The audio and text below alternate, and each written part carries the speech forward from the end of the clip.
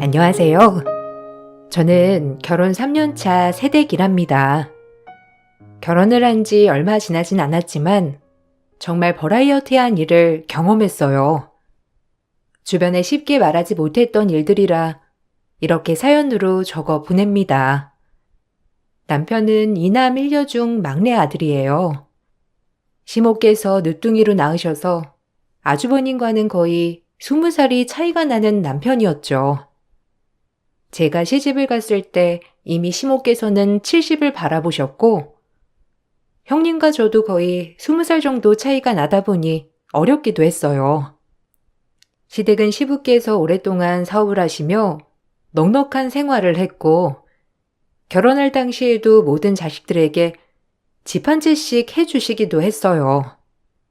시누이는 결혼하면서 이민을 가 한국에는 1년에 한 번 보는 것도 어려웠고 그러다 보니 시댁 행사가 있을 때면 자주 봤던 것이 바로 형님네였습니다. 형님은 저희를 볼 때마다 막내가 시부모님을 모시고 살아야 한다며 말했죠. 동서, 저번에 내가 했던 말 생각 좀 해봤어?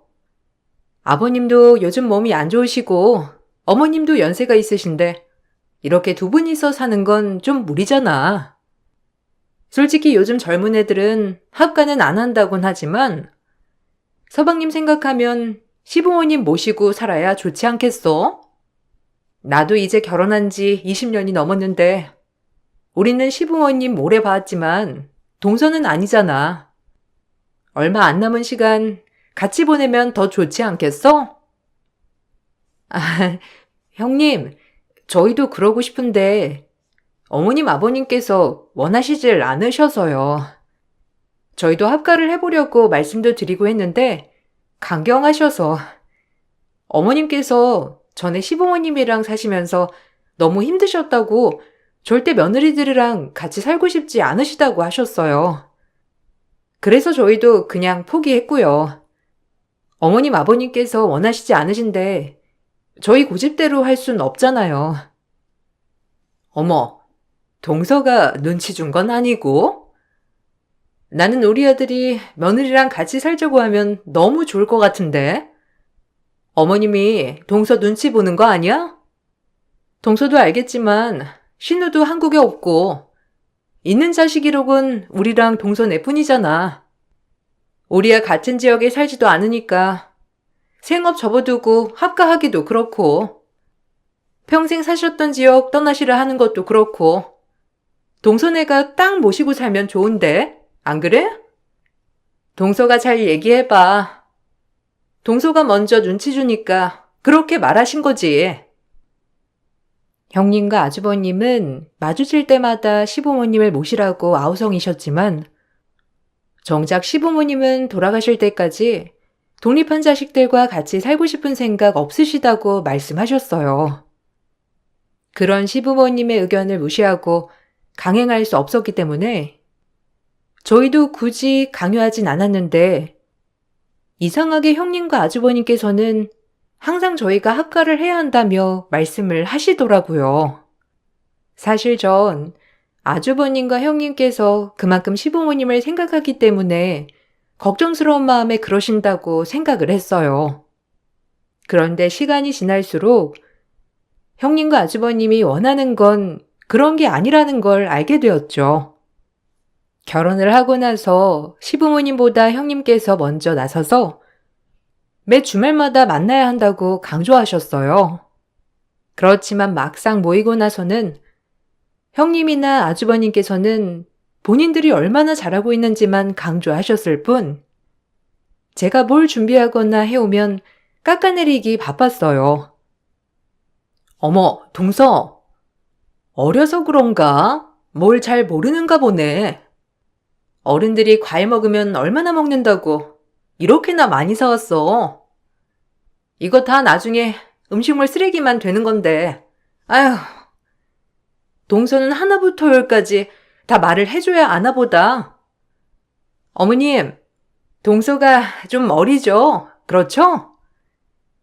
저번에 어머님 무릎 아프시다고 해서 사골 잔뜩 고아놨어요. 든든하게 드세요. 아유, 그래. 고맙다, 큰애야. 작은애도 맛있는 과일 사와서 정말 고맙다. 안 그래도 요즘 과일 좀 먹고 싶다고 생각했었는데 작은애가 잘 사왔네. 고마워. 그네도 수고 많았어. 사골 구워내느라 불 앞에서 얼마나 더웠겠니. 너희들 덕분에 내가 건강하게 잘 지낼 수 있을 것 같구나. 어머님, 그러니까 자식들이랑 같이 사시는 게 낫다니까요. 이렇게 어머님 챙겨도 드리고 얼마나 좋아요. 이왕이면 우리 막내 서방님이랑 같이 사시면 어머님도 좋고 서방님도 좋죠. 우리 집은 애들도 많고 너무 정신없는데 아직 서방님네는 아이도 없으니까 어머님 아버님도 편하게 지내실 수 있잖아요. 거기다가 병원도 가깝고요. 하긴 동서가 살림은 또 잘하는 편이 아니니까 어머님 가시면 괜히 더 불편하실 수도 있겠네요. 그러던 중 시부께서 병환으로 돌아가시게 되었고 그 시모께서는 유산을 정리하셨어요. 모든 자식들에게 똑같이 유산을 나누셨는데 그 과정에서 형님과 아주버님은 불만을 표시했어요. 시모는 현재 살고 계신 집을 제외하고 나머지 재산에 대해서는 다 분할을 해 나눠줬지만 형님과 아주버님은 자신들의 몫을 더 줘야 한다고 주장했죠. 아니, 어머니, 솔직히 제가 말을 할게요. 지금까지 장남이라고 집안일 챙긴 거 솔직히 저밖에 없지 않나요? 둘째는 해외에 나가 살면서 신경도 안 쓰고 막내는 어리니까 당연히 제가 도맡아서 했는데 돈 가지고 이러는 것도 웃기지만 좀 너무하다고 생각이 드네요. 아무리 그래도 모두 똑같이 나눠주는 건 좀 아니지 않나요? 맞아요, 어머님. 저희 그동안 정말 열심히 시댁일 봤는데 조금 서운하네요. 서방님도 이제야 막 결혼했는데 동서모까지 챙기시니 저는 좀 서운해요. 모든 재산 다 받겠다고 하는 게 아니라 조금만 더 챙겨달라고 하는 건데 정말 너무하시네요. 아니, 형수님. 도대체 저희 집에서 뭘 얼마나 행사가 많다고 그런 얘기를 하시는지 모르겠네요. 그리고 형이랑 형수님한테 유산 제일 많이 갔는데 뭐가 부족하다고 모자라다고 하는 거예요? 아버지 유언에서도 다 똑같이 나누라고 하셨잖아요. 그걸 엄마 몫을 형한테 다 준 건데 뭐가 그렇게 불만인데요?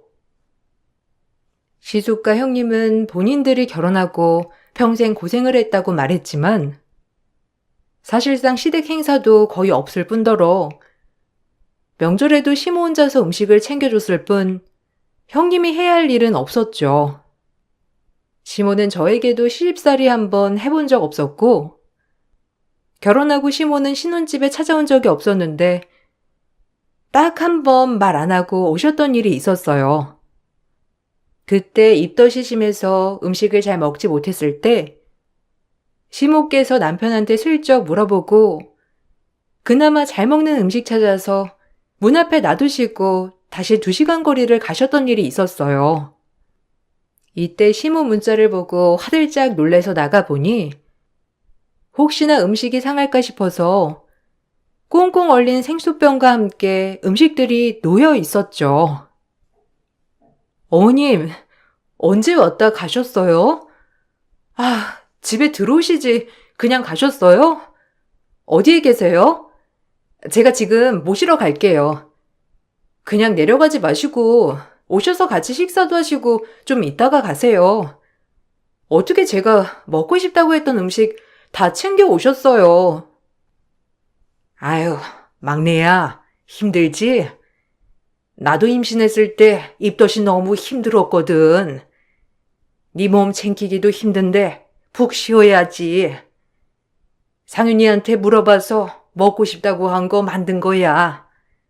꼭 다 안 먹어도 되니까 먹고 싶은 거 있으면 조금이라도 먹어. 알았지? 아이도 아이지만 보아 네 몸도 챙겨야지. 집안일은 다 상윤이 시켜. 몸 괜찮다고 무리하지 말고 상윤이한테 다 하라고 해. 알았지? 어머님, 감사해요. 이 무거운 거 혼자 이고 지고 오신 거예요? 전화라도 해주시지. 아니면 제가 댁까지 모셔다 드릴게요. 어머니 힘드실 텐데 다시 가시려면 오래 걸리잖아요. 괜찮아. 나도 이렇게 움직여야 건강하지. 내 걱정하지 말고 얼른 들어가서 쉬어. 뭐 먹고 싶은 거 있으면 상윤이한테 다 말하고, 알았지? 나는 그때 조금만 지나도 잠이 그렇게 쏟아지더라. 음식은 그냥 냉장고에 담아둬. 상윤이한테 내가 정리하라고 시킬 테니까. 임신 기간 내내 시어머님은 모든 아들인 남편에게 시키셨고, 저에게는 한 번도 무언가 시키시거나 요구하신 적도 없으셨어요. 아이가 태어났을 때에는 남편을 통해 산후조리를 하라며 꽤 많은 돈을 보내주셨고, 아이가 태어나고 집에 왔을 때 양가 부모님이 오셨을 때가 있었는데, 오히려 친정엄마보다 훨씬 더 제 몸을 생각해 주셨던 분이 바로 시모셨어요. 아이고, 얼른 누워있어. 움직이지 말고 푹 쉬어야지. 뭐 먹고 싶은 거 있니? 아까 너 좋아한다는 요 앞에 가게에서 먹을 것 좀 사왔어. 이거 좋아하지? 다른 거 아무것도 고민하지 말고 몸 챙기는 데만 신경 쓰면 돼. 청소며 빨래는 상윤이가 다 할 거니까 신경 쓰지 말고. 혹시라도 못하는 거 있으면 바로바로 얘기해줘. 알았지? 아유, 사돈. 사이도 밖에서 힘들 텐데 집에 와서 빨래고 청소고 밥이고 다 하려면 너무 힘들죠. 이제 슬슬 움직여도 되니까 너무 걱정하지 마세요. 아니, 다른 사람이 보면 사돈 딸인 줄 알겠어요. 어떻게 이렇게 살뜰하게 챙기세요? 아유, 아무리 그래도 시어머니는 친정엄마만큼은 못하죠. 제가 아이 낳고 일주일도 몸조리 못하고 움직였었거든요. 그때 이후로 팔다리가 가끔씩 쑤시고 아픈데 몸조리를 잘못해서 아픈가 싶기도 하고, 내내 좀 쉬겠단 말을 못했어요. 어려워서. 산후조리가 그만큼 중요한 거 사돈이나 저나 잘 알잖아요. 나중에 몸 건강 위해서라도 푹 쉬어야죠. 시모는 산후조리를 하는 동안에 딱 한 번 오신 것을 제외하고는 연락도 찾아오시지도 않았어요. 아이가 별로 보고 싶지 않으신 걸까 생각을 했는데, 그게 아니라 남편 통해서 사진 보내달라던지 전화를 해달라던지 매일 전화를 하셨더라고요. 나중에 시모의 마음을 알고선 저와 남편도 시댁을 가겠다고 여러 번 말을 꺼냈는데 절대 그러지 말라고 하셨어요. 저는 결혼을 하고서 내내 저를 보물단지처럼 대해주는 시어머니를 보며 어떻게 저렇게 해주실 수 있을까 싶었어요. 남편에게 물어보니 참 씁쓸한 답변이 오더라고요. 엄마가 시집살이를 진짜 고되게 당하셨나 봐. 아마 나 태어나고 조금 커서 초등학교 들어갈 때쯤 할머니가 돌아가셨으니까 엄마는 거의 20, 30년 당하신 거지. 시댁에서 살았는데 아침 새벽부터 밥을 지어서 아침밥 차려야 되고 삼시세끼 다 새 밥으로 차렸어야 했대.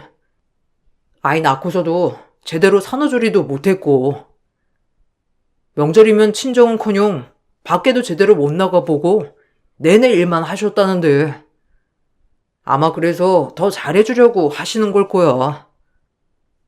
어머님, 진짜 힘드셨겠다. 그냥 중간중간 말씀하셨던 거 들었을 때도 정말 그런 것이 있었나 생각했었는데 진짜 힘드셨겠네. 그래도 어머님은 진짜 좋으신 분이신 것 같아. 나한테도 그러시지만 형님한테도 정말 잘해주시잖아. 솔직히 저번에 형님이며 아주버님이며 유산으로 뭐라고 하는 걸 듣고서는 좀 의아했어. 어머님이 형님한테 해주시는 게 더 많지 않아? 그러니까 내가 형이랑 형수가 꼴 보기 싫은 게 그거라니까. 아니 솔직히 말해서 조카들도 엄마가 다 키우셨거든.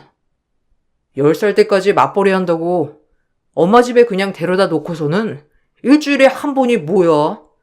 한 2주에 한 번만 와서 애들 쓱 들여다보고 갔다가 애들 어느 정도 크니까 홀랑 데리고 가고, 그렇다고 생활비 준 것도 아니고, 더군다나 명절에는 형수님 친정에 먼저 갔다가 우리 집 다음날 돼서야 오는데 애들 학교 가야 된다고 또 몇 시간 안 있다가 가버리고, 애들 커서 집 좁다고 큰 집으로 이사 가야 한다고 돈 지원받아.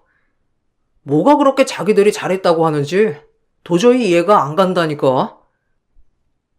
정말? 저번에 아주버님이며 형님이며 얘기했던 거랑은 다르네? 그때는 가족 행사나 이런 거 다 형님이랑 아주버님이 도맡아서 한 거 같이 얘기했잖아. 나는 주말마다 모이는 거 형님이 주도하시길래 이런 거 많이 주도하시고 그러는구나 했었거든. 아, 그것도 어처구니가 없어서. 아버지 아프시기 전에는 그런 것도 없었어.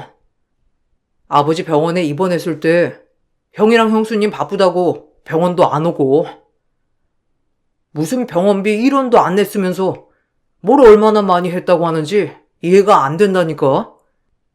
그래놓고 유산 다 받고 나니까 괜히 트집 잡아서 엄마 보러도 안 오는 거 봐. 진짜 어이가 없다니까. 전화해서 따지니까 나보고 어린 게 뭘 하냐고 오히려 화만 내고. 유산분배 이후 아주버님과 형님은 시모와 어색한 사이가 된 듯 했어요. 매주 모임을 하던 것도 그날 이후로 뚝 끊겼고, 남편에게 들어보니 형님 내에는 시모와 연락도 안 하는 듯 했어요. 그러던 중 어느 날 시모에게 건강상 문제가 생겼습니다. 갑자기 쓰러지시게 되면서 검사를 해보니 어지럼증이 심해서 언제 쓰러지실지 모르는 상황이 되었죠. 그때 저희는 당연히 저희가 모셔야지 생각을 하고 있었는데, 그 소식을 들은 형님이 먼저 나서서 어머님을 모시겠다고 했어요. 아니, 동서가 왜 모시고 가? 당연히 우리가 첫째니까 모셔야지. 안 그래도 어머님 혼자 계시고 우리도 신경 쓰여가지고 한번 얘기를 해봐야 되겠다 싶었거든. 어머님 건강도 안 좋으시고 혼자 생활하시는 게 위험하다고 하니까 우리가 모시고 가야 될 것 같아. 일단 어머님 계시는 집이랑 이런 거 어떻게 해야 할지 생각을 해봐야 할 것 같은데 어떻게 생각해? 근데 형님, 저번에도 저희한테 학가하라고 하셨던 이유가 형님네 본업을 그만둘 수 없어서 그러신 거 아니세요? 어머님이랑 사는 지역도 다르시고 일 때문에 어머님 댁으로 합치는 건 조금 힘드실 것 같은데, 그럼 그쪽 지역으로 모시고 가시려고요? 에이, 우리 집은 너무 좁잖아. 어머님 방도 없고 시댁이 방도 많고 넓고 마당도 있으니까 여기로 이사 오는 게 훨씬 낫지 뭐. 이리야 어쩔 수 없이 좀 쉬던지 여기서 다시 구하면 되니까 걱정하지 마. 애들도 학교 옮겨야지. 어쩔 수 없잖아. 네? 아니, 굳이 그러시지 않으셔도 돼요. 저희가 모시고 갈게요. 저희 집이 불편하시면 저희가 시댁에 들어와서 살아도 되고요. 차라리 저희는 같은 지역이니까 더 편할 것 같은데. 아이들도 전학 가야 되고 형님 직장도 다시 구해야 되는 거면 굳이 그렇게 안 하시고 저희가 모셔도 괜찮아요. 아니, 무슨 소리야. 우리가 첫째인데 당연히 우리가 모셔야 되는 게 맞는 거지. 차라리 잘 됐어. 우리까지 이쪽 지역으로 오면 시댁 식구들 다 가까이 살게 되겠네. 시누이도 해외로 가서 얼굴도 보기 힘든데 그나마 남은 두 형제가 가까이 살면서 지내면 좋지 뭐. 그동안 연락도 제대로 안 하고 어색하게 지냈던 형님네가 갑자기 시모를 모시겠다고 하니 어리둥절했어요. 시모께서는 그래도 신혼이고 아이도 어린 저희보다 형님네와 합가를 하는 게 나을 것 같다고 생각하셨고 그렇게 형님네는 시댁으로 들어오시게 되었습니다. 형님네가 들어오기 전에 집안 도배며 청소까지 모두 싹 했다면서 이사를 가고 나서 시댁에 가게 되었는데 시모방이 원래 있던 곳이 아니더라고요. 시댁은 방이 5개나 있을 정도로 큰 주택이었는데 그 중에서 제일 작은 방을 시모방으로 옮긴 거였죠. 형님, 근데 어머님 방은 왜 옮기신 거예요? 그래도 어머님 생활하시려면 좀 넓은 방이 좋을 것 같은데. 어머님 짐이라도 좀 정리해 드릴까요? 어머님 방 들어가 보니까 짐들이 다 거기에 쌓여 있어가지고 어머님 누울 공간이 너무 좁은 것 같아요. 저렇게 생활하시면 건강에도 별로 좋지 않고 힘드실 것 같은데. 제가 오늘 정리하고 갈게요. 동서, 왜 남의 집에 이래라 저래라 참견이야? 우리도 다 생각이 있으니까 저렇게 옮긴 거 아니겠어? 그리고 우리가 어머님 모시고 사는데 옆에서 이렇게 간섭하는 거 좀 불쾌하네? 동서는 동서 집안이나 신경 써. 우리 집안일이니까 우리가 알아서 할 테니까. 그리고 어머님도 저기서 생활하는 거 뭐라고 안 하시는데 왜 동서가 나서서 그래? 아니, 해도 너무하잖아요. 형님 저기 방에서 누워 보셨어요? 겨우 누울 자리만 있고 어머님 물건들은 왜 저기에만 다 가져다 두셨어요? 그냥 원래 뒀던 곳에 있으면 될 것 같은데 집안에 있던 어머님 물건 다 모아서 저 방에 갖다 두셨잖아요. 아니 그럼 새 식구들이 들어오는데 물건들 좀 정리를 해야지. 우리가 들어오면 우리도 이 집 식구 되는 거 아니야? 애들도 있고 우리 부부도 들어오는데 당연히 부부한테 큰 방 넘겨주고 애들 공부해야 하니까 책상 들어갈 방 줘야지. 어머님이야 그냥 자는 공간만 있으면 되니까 저렇게 정한 거고. 그리고 이제는 내가 여기 집 안 사람인데 당연히 내가 편하게 바꿔야지.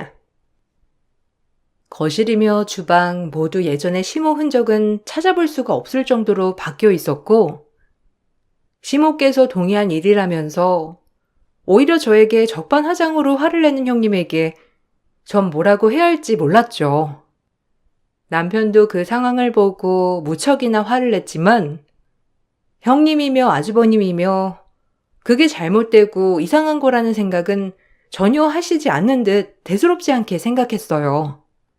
시모께 물어보아도 불편하다는 말을 하지 않으시니 저희 부부만 답답할 따름이었습니다. 그렇지만 전 시모가 너무 걱정돼서 시간이 날 때마다 시댁에 들렸는데 그러면 형님은 제가 올 때마다 불편한 티를 팍팍 내셨죠. 동서, 일 안 해? 요즘 한가한가 봐? 여기도 이렇게 자주 올 시간도 있고. 왜? 어머님 아프시고 나니까 이제 어머님 좀 챙겨야 되겠다 생각하는 거야? 아이도 있는데 가서 애나 보지. 걱정하지 마. 내가 알아서 어머님 잘 챙기고 있으니까. 뭐 할 말 있어서 계속 오는 거야? 아니요. 할 말이 있어서 오는 게 아니라 어머님 건강 때문에 걱정돼서 오는 거예요. 어머님 잘 계시나 하고요. 회사 외근 나오면 여기 근처로 올 때가 많거든요. 어머님께서는 어디 가셨어요? 이거 어머님 좋아하시는 간식인데 사왔는데 집에 안 계시네요? 아, 요 앞에 마트 가셨어. 저녁거리 사신다고. 내가 움직이지 마시고 누워 계시라고 하는데도 어머님이 자꾸 움직여야 빨리 낫는다면서 이렇게 밖에 나가시네? 동서, 걱정하지 마. 어머님 당신 건강 누구보다 제일 잘 챙기셔. 동서가 그렇게 걱정하면서 이것저것 사다가 안 바쳐도 어머님이 알아서 챙기시니까 이렇게 자주 오지 마. 괜히 내가 불편하잖아. 이제는 여기 시댁 아니고 우리 집이라니까. 매번 시댁에 갈 때마다 시모는 집에 계시지 않았고 형님만 있는 날이 많았는데 어떤 날은 마트에 가셨다고도 하고 어떤 날은 노인회관에 갔다고도 했죠. 전 그런 상황들이 많아질수록 마치 집에서 어머님이 불편해 하시는구나 생각이 들었어요.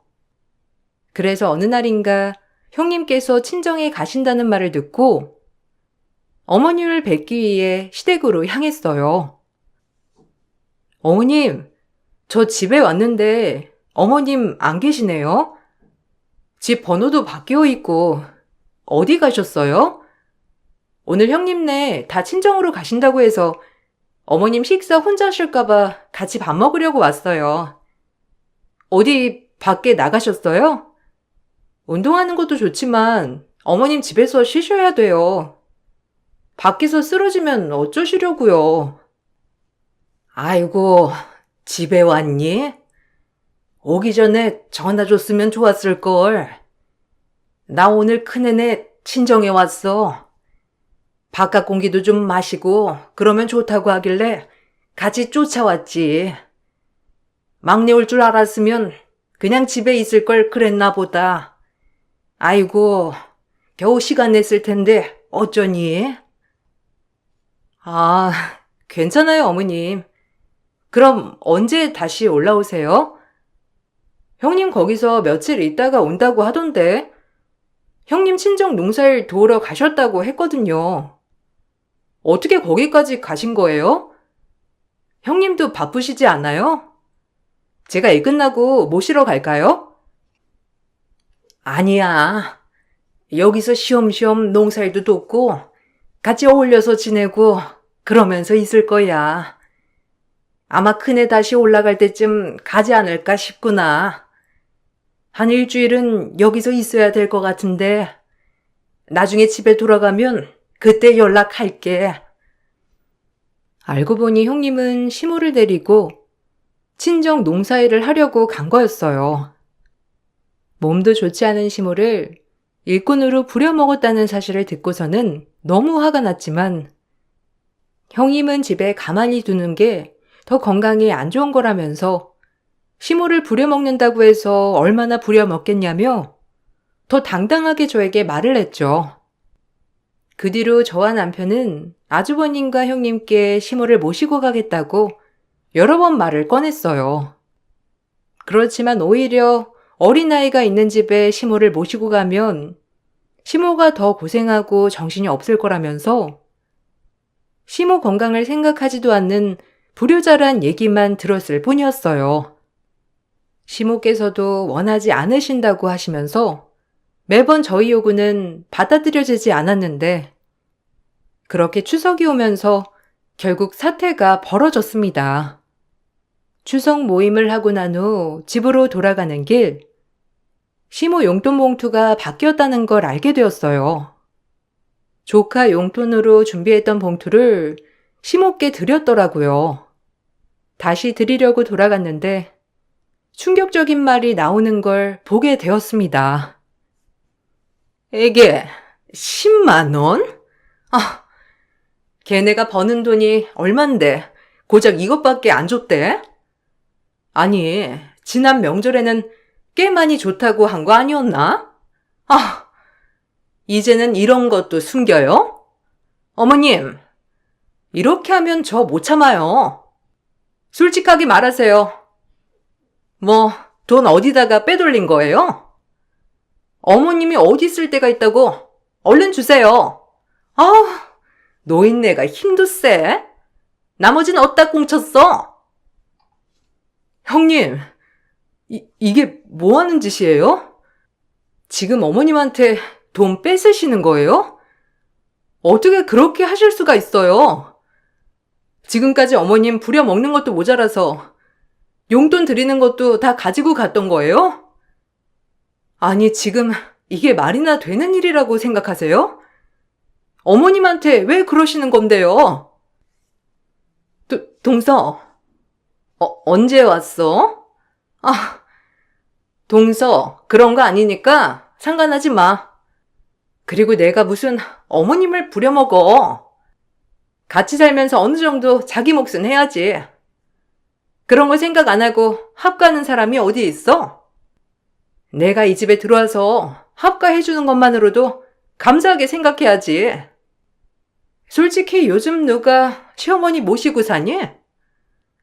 나 같은 며느리 어디 찾아봐도 없을 텐데 동서야말로 버릇없이 왜 소리 질러? 뭐? 어떻게 사람 행세를 하고 짐승만도 못한 짓을 해? 너네가 그러고도 자식이야? 너네 자식들이 너네처럼 똑같이 해도 괜찮겠어? 돈에 미쳐가지고선 내가 너희 꿍꿍이 속 모를 줄 알아? 겨우 어머님 보고 참았더니만 당장 이 집에서 나가. 어머님 집에서 당장 나가라고. 네가 뭔데 니까짓 게 뭐라고 큰 소리야. 이 집 큰 며느리는 나야. 이 집 큰아들도 우리 남편이고. 너네가 뭘 안다고 큰 소리야. 이제 결혼한 어린애들이 뭘 안다고. 아, 너도 이 집 재산 노리니? 어머님 모시면 뭐 유산 더 받을 수 있을까 그러는 거야? 와, 너 머리 잘 쓰네. 근데 어쩌니? 이 집도 우리가 어머님 모셨으니 우리가 가져야지. 너네가 한 게 뭐가 있니? 어린 것들이 돈에 욕심내기는. 그때 전 형님의 뺨을 내리쳤습니다. 뻔뻔한 형님의 말을 듣고서는 정말 화가 났지만 그것보다 더 화가 났던 건 그 와중에도 시모는 저희 눈치만 보고 있었다는 것 때문이었어요. 누구보다 며느리들의 고충을 잘 알았던 시모는 결혼 생활 내내 불편하지 않도록 항상 신경을 써줬는데 그럼에도 돌아오는 건 자신을 무시하는 행동이었으니 허탈한 표정을 하고 있는 시모의 표정을 보니 마음이 아리고 분노가 솟구쳐 올랐죠. 이게 정말? 어린 게 내 뺨을 쳐? 네가 뭔데 나한테 이러는 거야? 너 진짜 유산이라도 다 받아먹으려고 이제 와서 잘 보이는 척 하는 거니? 어린 게 아주 그냥 앙큼해가지고. 수십 년을 내가 며느리로 생활했는데 고작 5년도 안 된 애가 이따위 행동을 해? 고작 5년도 안 된 애가 보기에도 얼마나 쓰레기 같으면 그러겠냐? 사람이라면 이러면 안 되지. 어떻게 어른 대접을 이따위로 해? 당신들이야말로 제정신이니? 그렇게 해달라는 거 다 해주고 위로해줬는데 돌아오는 것은 반의 반이라도 해야 하는 거 아니야? 나이만 먹으면 뭐해? 하는 행동이 이따인데. 보자 하니까? 어리다고 봐주니까 네가 눈에 뵈는 게 없지? 어디 하늘같이 어려운 형님한테 이런 대접을 해? 네가 뭘 한다고 왈가왈부야? 너 내가 가만히 안 둘 거야. 알았어? 네가 나한테 이렇게 대든 거 내가 가만히 두나 봐. 가만히 안 있으면 어쩔 건데. 고작 나랑 20살도 차이 안 나면서 당신은 그렇게 예의범절 운운하면서 20살이나 더 차이 나는 어머님한테 이따위로 대하니? 이거 다 당신들 행동 때문에 벌어진 일이야. 예의라고는 눈꼽만큼도 없으면서 대접을 바래? 당신들이야말로 어떻게 되나 두고 봐. 형님과 아주버님이 어머님을 모셨던 이유는 바로 남아있는 어머님 몫의 유산 때문이었어요. 시부께서 돌아가시면서 유산 분배는 다 했지만 어머님 몫은 그대로 남아있었기 때문에 이걸 받기 위해서 그렇게 합가를 주장했던 거였죠. 남편이 알아보니 형님네가 받은 유산은 이미 다 탕진을 했다고 하더라고요. 무리하게 투자하면서 살고 있던 집도 날리고 말 그대로 길바닥에 나앉게 생겼었는데 그때 마침 어머님 건강이 나빠지면서 그 기회로 합가를 하게 된 거였어요. 저는 몰랐지만 그동안 아주버님이며 형님이며 어머님께 집 명의를 넘겨달라고 여러 번 압박을 하셨던 모양이었어요. 집을 넘겨주지 않으니 계속해서 형님은 시모께 눈치를 줬고 시모께선 그동안 아침부터 저녁까지 밖에서 시간을 보내다가 집에 가셨다고 하더라고요. 그 말을 듣고선 전 너무나 화가 났고 어머님께 죄송스러운 마음이 들었어요. 시모께서는 아직 어린아이를 키우고 있는 제가 힘들까봐 당신도 힘듦에도 불구하고 저희에게 제대로 털어놓지도 못하셨던 거죠. 결국 저희는 형님과 아주버님을 신고했고 어머님을 모시고 와 40여 년의 세월을 살았던 집을 처분했어요. 어차피 형님네가 합가하시면서 원래 어머님 흔적은 어느 곳에서도 찾아볼 수 없었기 때문에 미련 없이 처분하게 되었습니다. 형님네는 길거리에 나앉게 되었고 그제야 저희에게 도와달라고 연락이 왔죠. 동서, 혹시 어머님이랑 통화 좀 할 수 있을까? 우리가 지금 급해서 그래. 우리가 무슨 어머님을 부려먹었다고 그래. 그리고 우리 진짜 다 망했어. 어머님 집까지 처분했다며. 어떻게 우리한테 한마디 말도 없이 그럴 수가 있어? 우리 진짜 길거리에 나앉게 생겼어. 어머님이랑 통화 한 번만 하게 해줘. 애들도 이제 학교도 가야 하는데 어디서 생활하라고 하는 거야? 형님은 끝까지 뻔뻔하시네요. 형님 이번에 애들 학교 옮기시면서 학교 기숙사에 애들 보내셨잖아요. 그건 왜 말도 안 하세요? 애들은 어차피 기숙사에서 지내면 될 거고 형님네는 길거리에서 지내든지 말든지 상관없지 않아요? 멀쩡히 잘 사시고 계시던 어머님은 밖으로 내쫓으시고선 안주인 행세하셨으면서 이 정도 벌은 안 받을 거라고 생각하셨나 봐요? 동서, 오해야, 오해. 우리가 진짜 그랬겠어? 그냥 살다 보니까 이런저런 일 다 있었던 거지. 설마 정말 어머님한테 우리가 못되게 굴었겠냐고. 일단 어머님이랑 좀 얘기할게. 연락 좀 전해줘. 어머님 전화도 바뀌었는지 받지도 않고. 동서, 우리가 갈 집이 없어서 그래. 한 번만 좀 도와주면 안 될까? 어머님한테 우리가 잘못한 일 있으면 정말 사과할게. 그래도 우리가 어머님 모시고 지금껏 살았잖아. 짐승도 이렇게는 안 하겠어요. 아픈 시어머니 제대로 돌봐본 적도 없으면서 무슨 모시고 살아요? 그동안 그렇게 잘해줬는데 이런 식으로 보답을 하다니. 그 집 일에 신경 쓰지 말라고 하셨죠? 앞으로 저 절대 신경 안 쓸 테니 저한테 물어보지 마세요. 알아서 해결하시고. 결국 집은 처분되었고 형님네에는 뿔뿔이 흩어지게 되었어요.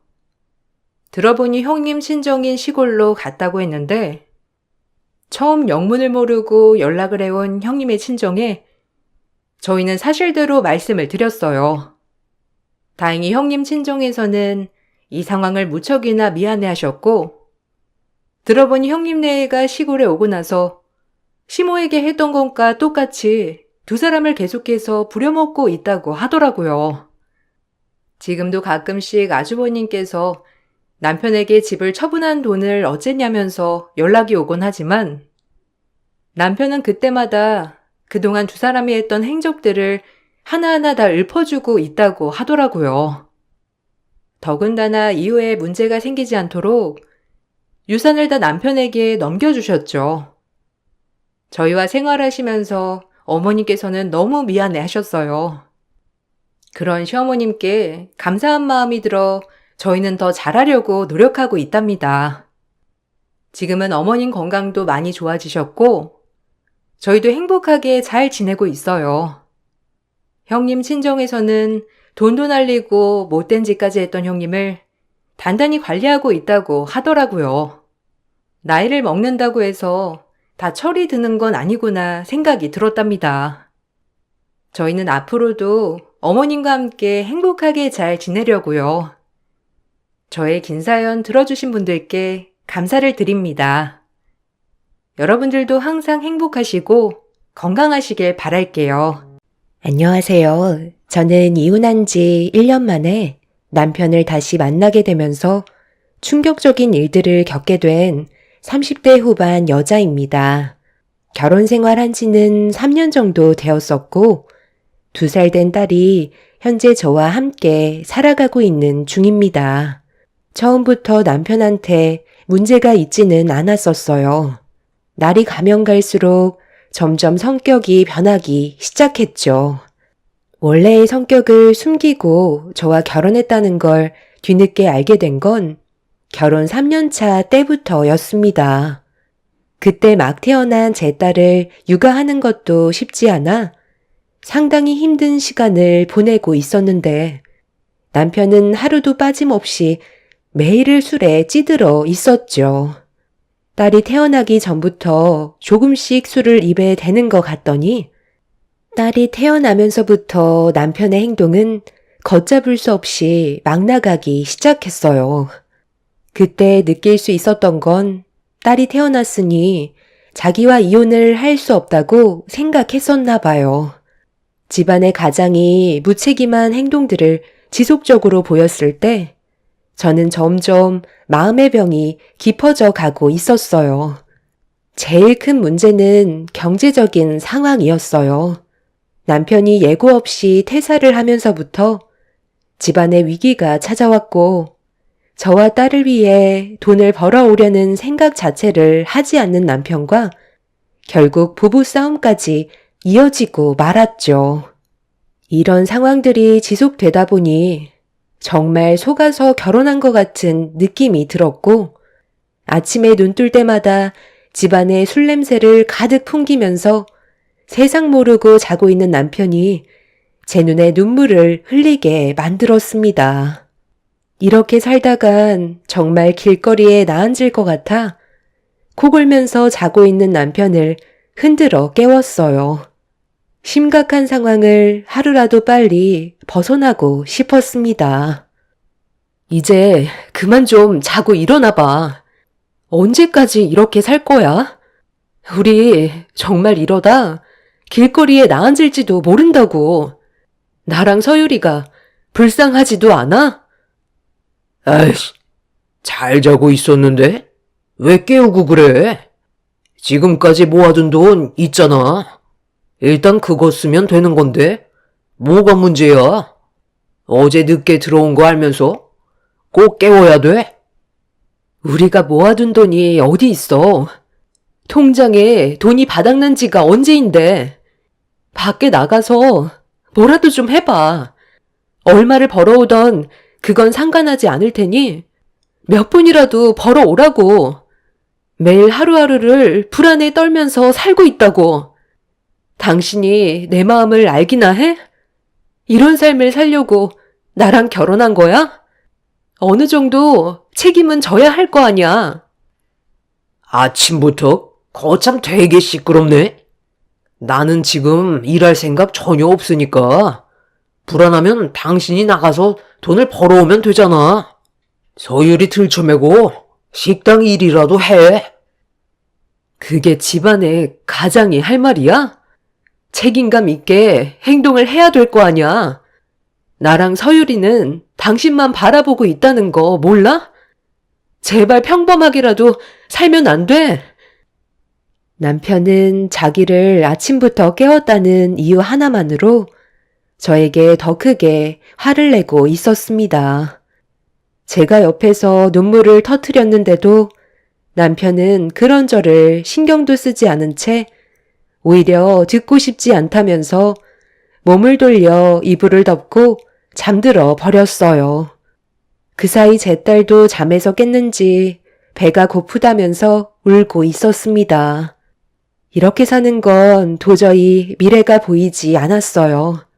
그래서 저는 아이와 함께 시댁으로 향했고 시부모님께서는 제 얼굴을 보자마자 인상을 찌푸리셨죠. 왜 또 왔어? 이번에도 돈이 필요해서 온 거냐? 광훈이한테 달라고 하면 되는 걸. 여기까지 와서 손을 벌리면 어쩌자는 거야? 언제까지 이럴 건데? 제가 이러고 싶어서 왔겠어요? 어머님 아들이잖아요. 지금 그이가 어떤 상태인 줄 아세요? 돈 벌어 올 생각은 안 하고 술독에 빠져 헤어나오지 못하고 있다고요. 내 손에서 떠났으니 무슨 일이 생기던 나도 더 이상 신경 쓰고 싶지 않다. 너한테 지어줄 돈 없으니까 그만 돌아가라. 우리는 여유가 넘치는 줄 아니? 그럼 저랑 서유리가 길거리에 나앉아도 상관없다는 말씀이신 거예요? 저도 이런 삶을 원한 건 아니라고요. 그러지 마시고 저희 좀 도와주세요. 왜 우리만 도와줘야 되는 거니? 너희 사돈은 뭐하고 있는데? 내 아들이니까 나보고 책임지라는 거야? 네가 내 아들 선택한 거잖아.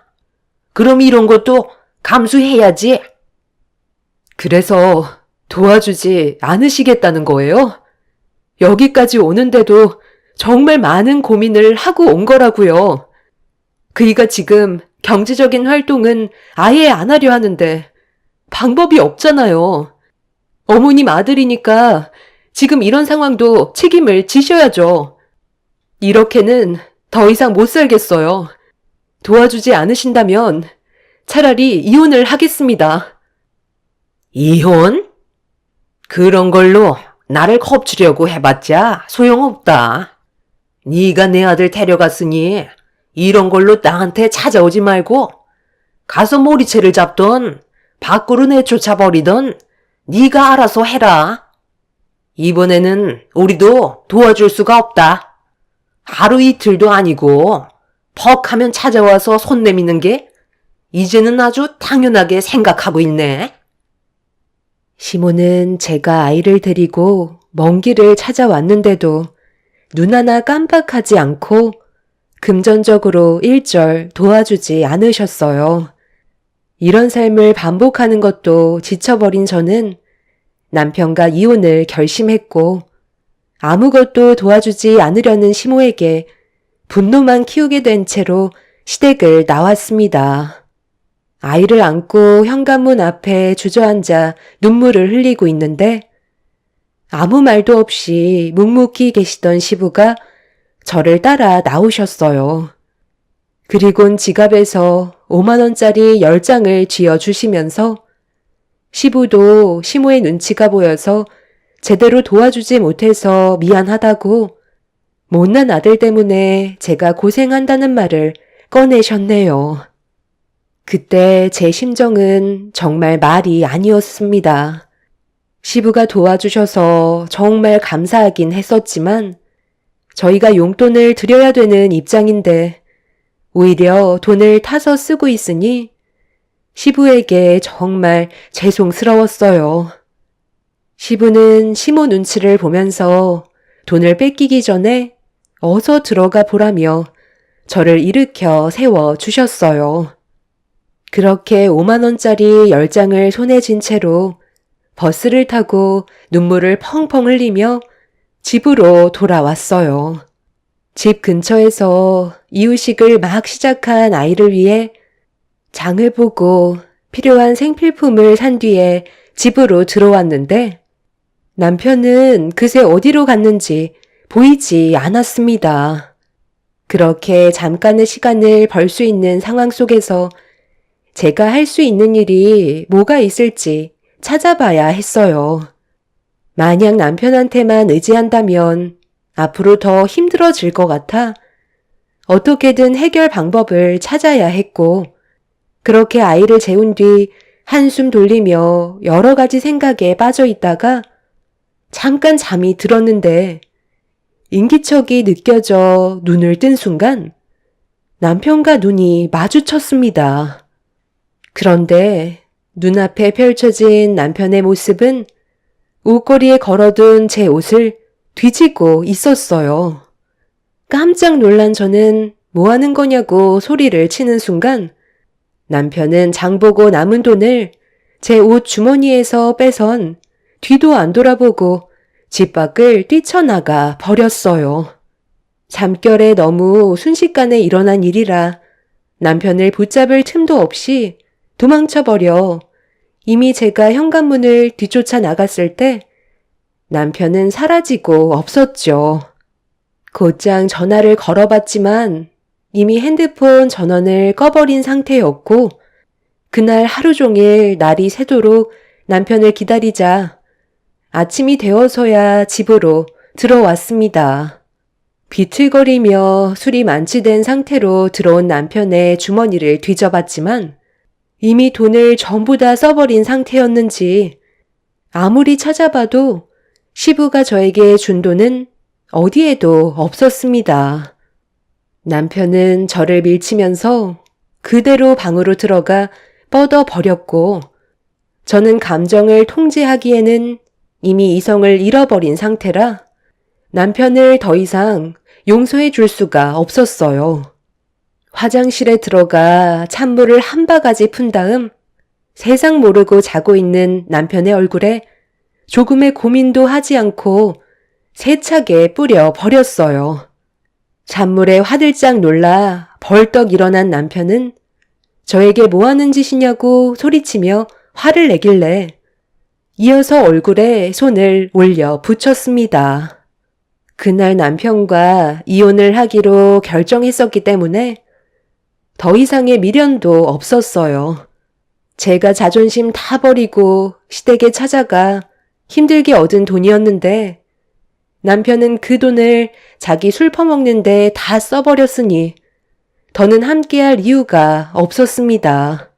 이런 남자와 사는 건 평생 불행이었고 저는 그 사람을 더 이상 사랑하지 않았습니다.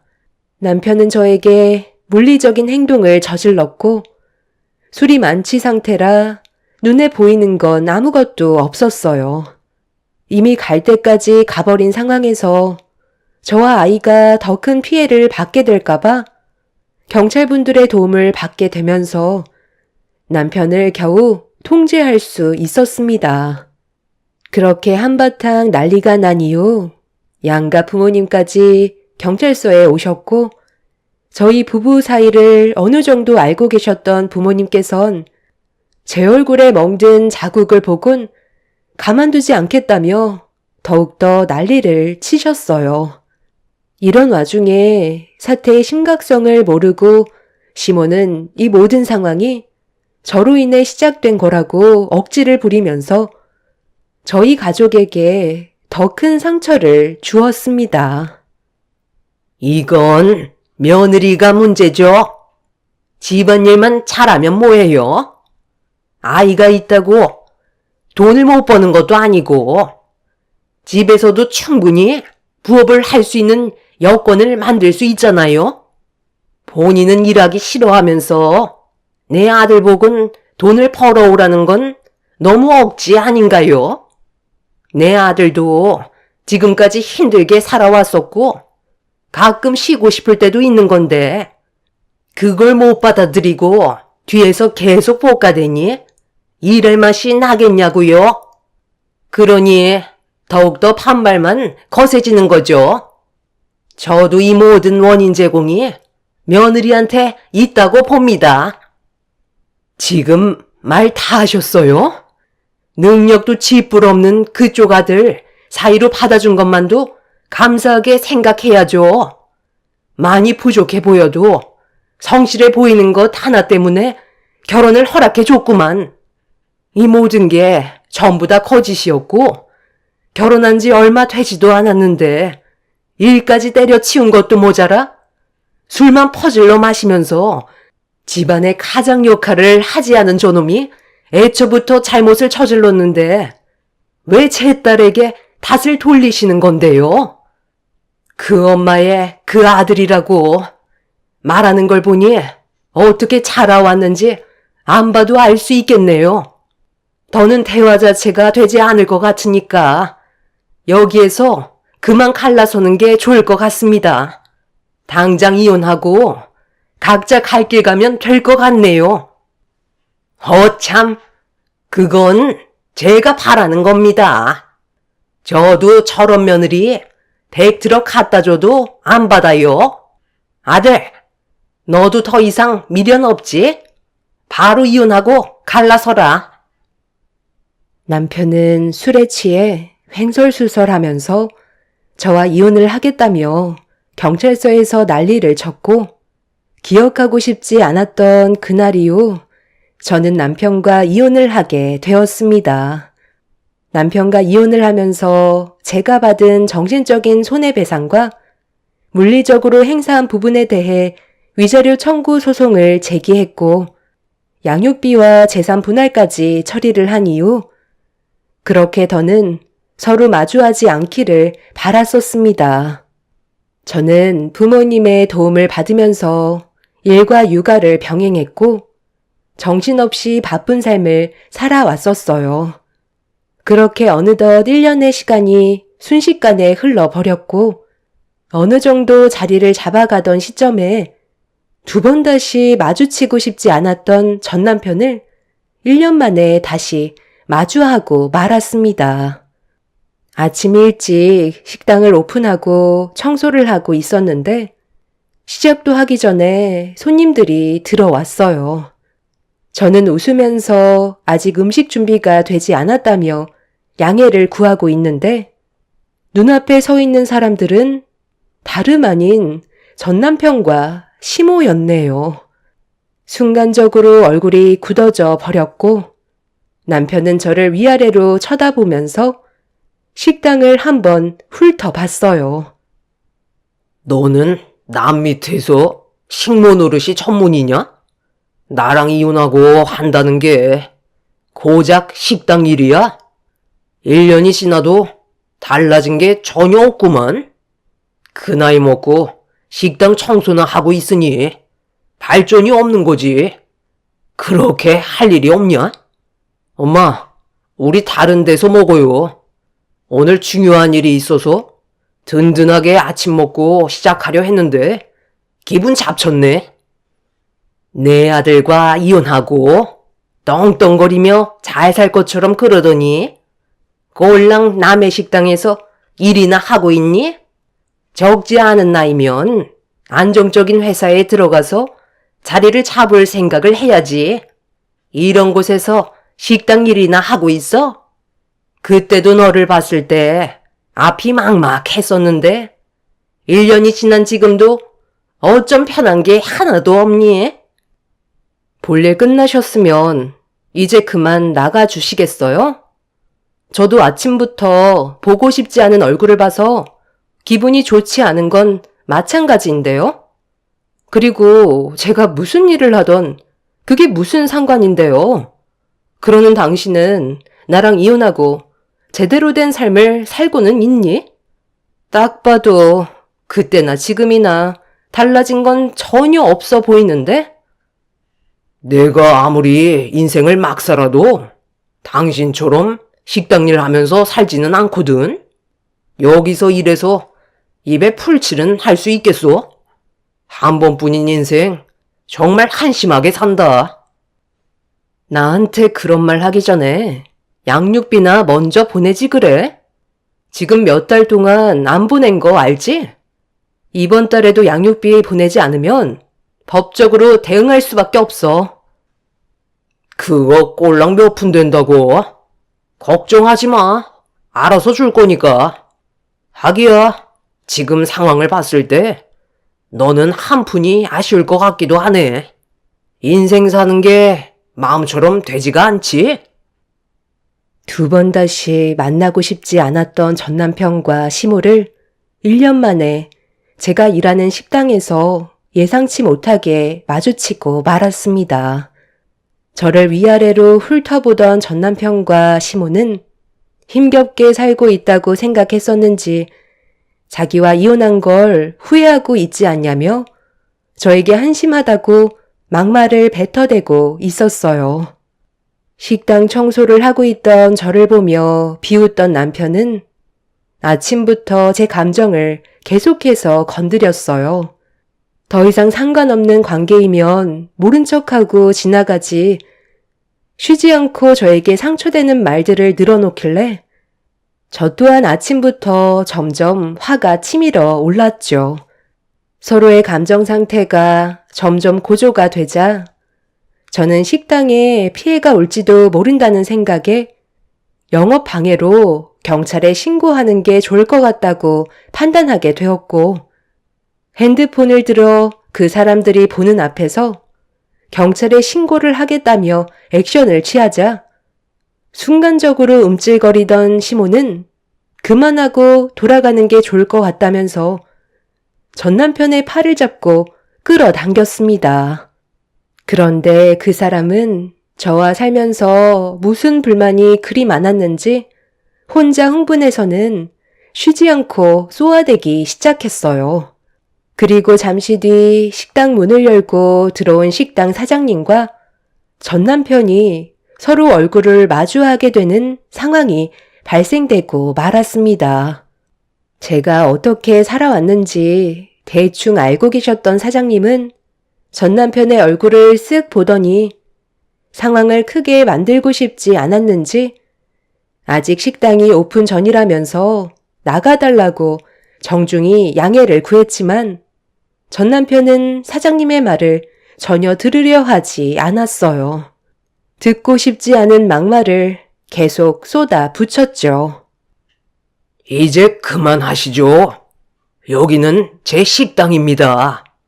계속 이러시면 영업 방해죄로 처벌을 받을 수 있다는 거 모르지 않으실 텐데요. 여기까지만 하시죠.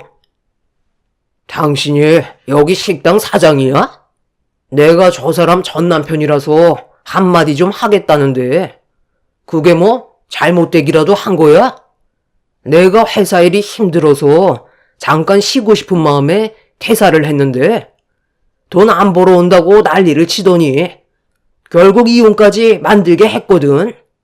지나고 생각해보니까 순순히 이혼해준 게 너무 억울하더라고. 그래서 그때의 감정이 아직 풀리지 않은 것 같아. 전 남편으로서 한마디 하겠다는 건데 식당 사장은 빠져줬으면 좋겠네. 서로 오래 알던 사이도 아니잖아. 오래 알지는 않았어도 그쪽이 어떤 사람이었는지는 충분히 들었습니다. 듣던 것보다 인성이 더 바닥이라서 더 이상 상대할 가치도 없을 것 같네요. 사장님은 그 자리에서 경찰에 신고를 하게 되었고 시모는 불안한 표정으로 전 남편 보고 빨리 자리를 뜨자면서 다급한 목소리로 재촉을 하고 있었지만 전 남편은 이미 흥분 상태가 머리끝까지 올라와 아무 말도 들리지 않는 것 같았어요. 식당의 물건들을 들고 집어 던지면서 난리를 치자 침착함을 유지하던 사장님도 전 남편과 몸싸움까지 번지게 되면서 더는 쉽게 정리가 될 수 있는 상황은 아니었네요.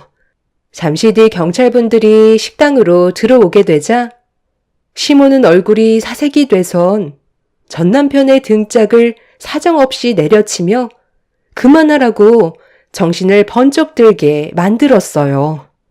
그제서야 흥분을 가라앉히면서 주변을 살피던 그 사람은 경찰들을 보더니 순식간에 굳어진 얼굴로 뒷걸음질 치기 시작했고 도망을 치려고 눈치를 보고 있다가 식당 문을 열고 급하게 나가려는 순간 식당 문을 열고 들어오는 한 사람과 부딪히면서 전 남편과 시모는 뒤로 넘어지고 말았어요. 그 모습을 빤히 쳐다보던 사람은 전 남편의 얼굴을 빤히 쳐다보았습니다. 혹시 박동만 씨? 제가 정말 힘들게 찾아다녔는데 여기서 보게 될 줄은 꿈에도 몰랐네요. 그동안 어디에서 숨어 있었어요? 저랑 같이 서로 가주실까요? 당신이 뭔데? 어딜 가자는 거야? 뭐라도 되는 사람이야? 이거 안 놔? 생사람 잡지 말고 저 사람들이나 잡아 쳐넣어. 이게 손님을 대하는 방식이야? 박동만 씨는 현 시간부로 절도 혐의로 체포합니다. 변호사를 선임할 수 있으며 변명의 기회가 있고 불리한 진술을 거부할 수가 있습니다. 그러니까 내가 대충 하고 가자고 했잖아.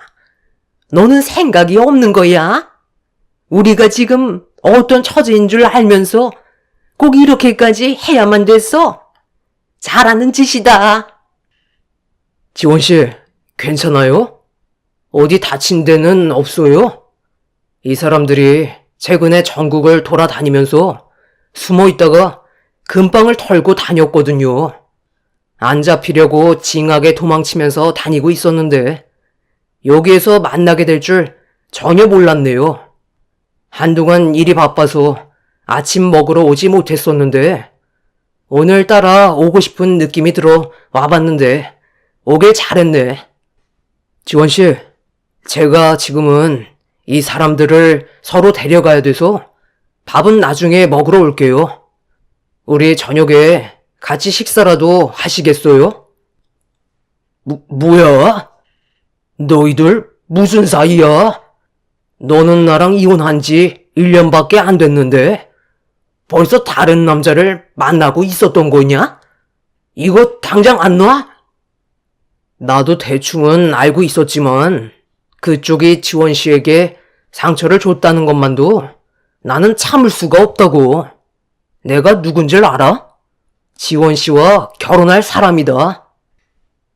그 사람의 말에 전 남편과 시모는 말도 안 된다면서 발작하기 시작했어요. 저와 만나고 있던 사람은 형사로 일을 하고 있었기 때문에 한바탕 난리가 났었습니다. 전 남편이 절도를 하고 있었다는 건 저도 처음 들어서 깜짝 놀란 상황이었죠. 전국을 돌며 늦은 새벽 시간에 금방을 털고 다녔다는 말을 들었을 땐 엄청난 충격을 받은 상태였어요. 저와 만나고 있던 김 형사님은 전 남편과의 관계를 알면서도 얘기하지 않았던 건 저는 이혼을 한 상태였고 더 이상 연락을 하지 않기 때문에 쓸데없이 괜한 걱정거리를 만들어주고 싶지 않아서 그동안 말을 하고 있지 않았다는 걸 알 수 있었습니다. 저는 전 남편과 이혼을 한 지 1년밖에 되지 않았기 때문에 모든 것들이 항상 조심스러웠었는데 그 남자는 언제나 저에게 적극적인 모습을 보여주고 있었어요. 제가 어떤 상황이었는지 전부 다 알고 있었고 저에게 딸이 있다는 것도 모르는 게 아니었지만 언제나 한결같은 모습을 보여주고 있었습니다. 저와 결혼을 하길 원하고 있지만 또다시 그런 아픔이 오게 될까봐 걱정이 많고 신중할 뿐이었죠. 그런데 그 사람은 전 남편에게 결혼할 사이라면서 자극하기 시작했어요. 법적으로 남이 되어버린 전 남편은 1년 만에 제가 다른 남자가 생겼다는 거에 화가 치밀었는지 분노한 모습으로 저를 가만두지 않겠다고 했지만 전 남편을 제압하는 형사인 그 사람 앞에선 아무것도 하지 못하고 있었습니다. 그렇게 전 남편과 시모는 절도죄로 조사를 받게 되었고 법적인 처벌을 면할 수 없게 되었어요. 전 남편과 시모는 저에게 식당에서 청소한다고 깔보더니 본인들은 떳떳하지 못한 범죄를 저지르면서 다녔다는 게 정말 어이가 없었습니다. 제가 식당 일을 하고 있는 이유는 부모님께서 꽤 오랫동안 알고 지내셨던 지인분의 소개로 들어오게 되었는데요. 예전에 저희 부모님께 도움을 받은 적이 있어서 제 사정을 알고 도와주고 계십니다. 적지 않은 월급을 챙겨주시지만 식당에서 만드는 음식들까지 제공을 받기 때문에 저에게 많은 도움이 되고 있는 중이에요. 저와 좋은 감정으로 만나고 있는 현재 그 사람은 형사의 직업을 가지고 있고 얼마 전 전남편과 시모의 사건이 끝난 이후 저에게 프로포즈를 했어요. 그 사람은 가난이 대문으로 들어오면 사랑이 창문으로 나간다며 과거에는 돈 때문에 가난하게 살다가 마찰이 생겼고 안 좋은 일들을 경험한 끝에 이혼까지 했지만 그 사람은 평생 저와 제 딸을 지켜줄 자신이 있다면서 돈 걱정은 안 해도 된다고 과거의 기억은 전부 다 잊어버리고 다시 새롭게 시작해줬으면 좋겠다고 결혼해주길 원하고 있습니다. 한 번 받은 상처가 아직 아물지 않아서 그런지 아직까지 조심스럽기는 하지만 그 사람은 항상 저에게 변함없는 믿음을 주고 있네요. 그 사람 말이 전부 다 옳았던 게 전 남편과도 서로 사랑해서 살림을 꾸렸지만 돈 없이 가난하게 살았었고 집안의 가장 역할을 충실히 이행하지 않았었기 때문에 마찰이 생기면서 불행한 길을 걷게 되었던 거죠. 많은 걸 바란 것도 아니었는데 어느새 사랑은 도망간 듯이 찾아볼 수 없을 정도로 사이가 틀어진 상태였습니다. 저희 부모님께서도 지금 만나고 있는 그 사람은 믿음직스럽다면서 좋은 발전이 있길 원하고 있습니다. 저도 조금씩 마음이 열리고 있는 중이고요. 앞으로 제 남은 인생은 행복만 있었으면 좋겠어요. 정말 큰 거 바라지 않고 소박하게 안정적인 삶을 살아가고 싶습니다. 제 사연 들어주신 분들께서도 언제나 좋은 일들만 가득하시길 바랄게요. 오늘 하루 가족분들과 즐거운 시간, 행복한 시간 만드시길 바랍니다. 감사합니다. 안녕하세요. 저는 서울에 살고 있는 50살 여자입니다. 사람의 욕심이 한도 끝도 없다는 걸 최근에 겪게 된 사건을 통해 알게 되었는데요. 정말 끔찍했었고 2번 다시는 기억하고 싶지 않을 정도로 저희 가족에게 많은 충격을 안겨주었네요. 시모의 건강이 안 좋아지면서 제일 힘들어했던 건 남편이었어요. 요양원에서 보살펴 드려야 될 정도로 시모의 상태는 많이 안 좋았었습니다. 하지만 절대 집 밖으로 나가지 않겠다며 버티고 계셨어요. 옛날에도 그랬지만 세상을 떠나시기 전까지도 시모는 한자리에서 벗어나지 않으셨습니다. 시모가 가진 재산이 사라지는 것도 아닌데 집 밖으로 나가면 모든 걸 빼앗길 것 같은 불안감을 가지고 계셨어요. 결국 합병증으로 몸에 여러 가지 문제가 생겼었죠.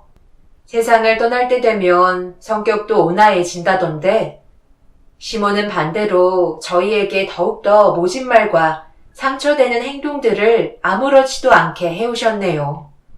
그 때문에 남편은 뒤에서 정말 많은 눈물을 훔치며 지내왔어요. 시모는 남편의 얼굴만 보면 세상 떠난 시부와 점점 닮아간다면서 막말을 퍼부으셨습니다. 제발 그만 좀 하세요. 언제까지 이런 식으로 사실 거예요? 고집 부린다고 달라지는 거 아무것도 없다고요. 네가 지금 엄마 병 걸렸다고 무시하는 거야? 누워만 있으니까 내가 가지고 있는 게 전부 네 거 같지? 무슨 말이세요? 여기에서 이러고 있지 마시고 요양원에 들어가셔서 마음 편히 지내시면 되잖아요. 왜 이렇게까지 하시는데요? 아범아, 이놈들이 글쎄 나를 여기에서 내치려 한다. 내가 지금까지 어떻게 버텨왔는지 너는 잘 알고 있잖아. 왔어? 미리 연락이라도 주고 오지 그랬어. 좀 전까지만 해도 정신없더니 이제서야 숨 좀 돌릴만 하네. 여보, 가서 먹을 것 좀 내와봐. 동우가, 어머니는 내가 잘 보살펴 드리고 있으니까 너무 걱정하지 않아도 돼. 내 이름 부르지 말라고 얘기했을 텐데 웬만하면 선을 넘지 말아줬으면 하는데 엄마 이번 달 안에 요양원으로 모실게요. 너 지금 형한테 무슨 말버릇이야? 얘가 성격도 지혜비 똑 닮아서는 너보다 한참 윗사람인 형한테 대들어? 어머님, 그만 좀 하세요. 이 사람도 걱정돼서 온 거잖아요. 병원도 안 가시겠다고 고집 부리시니까 그런 거죠. 시모는 언제부터인가 남편에게 모진 말을 퍼부었고 낡아 빠진 컨테이너에서 나가시지 않고 버티고 계셨어요. 이런 모습이 남편이 보기에는 좋지 않았죠. 예전부터 시모가 관리하며 운영하시던 일을 그만하시길 부탁드렸었어요. 시모가 가지고 계신 부지의 땅이 90억이나 올랐는데 처분하지 않고 지금까지 관리해 오셨습니다. 좀 여유롭게 살아도 될 텐데 왜인지는 모르겠지만 팔지 않으셨어요. 시부와 시모가 예전에 서울권에 땅을 매입해 주차장을 만들어 관리를 하셨는데 시부가 사고로 세상을 떠나신 뒤 혼자서 주차장 컨테이너에서 생활을 하셨어요. 그리고 세월이 흐르면서 주차장 부지의 땅값이 폭등했고 90억이나 되는 재산을 손에 넣으실 수 있으셨습니다. 제대로 된 집 한 채 없이 주차장에서 벗어나지 않으시려 했던 건 세상을 떠나신 시부 때문인 것 같았어요.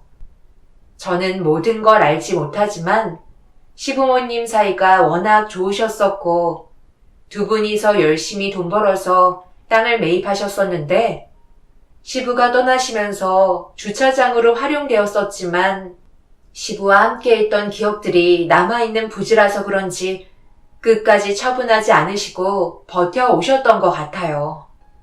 아마 시부와 함께 했던 그리움들이 남아있어 요양원에 들어가자는 남편의 말에 더욱더 예민하게 받아들이신 것 같아요. 사진을 봐도 남편과 시부는 정말 많이 닮았어요. 당연히 부자지간이기 때문에 닮았다고 하지만 시모는 과거의 아픈 기억들이 계속해서 떠오르셨는지 남편이 찾아오는 걸 반가워하지 않으셨습니다. 이런 안 좋은 상황 속에 시모가 웃을 수 있는 시간은 아주버님의 얼굴을 볼 때였습니다. 요양원에 보내드리는 게 제일 현명한 방법인데 계속 여기에서 지내시게 놔두는 이유가 뭐야? 지금 당장 치료도 시급하다고. 나도 당연히 같은 생각을 가지고 있지만 어머니께서 싫다고 하시는데 굳이 억지 부리면서 눈물까지 보이시게 하는 건 좀 아닌 것 같아서 기다려드리고 있는 거야. 나도 지금 이런 삶이 좋지는 않다고.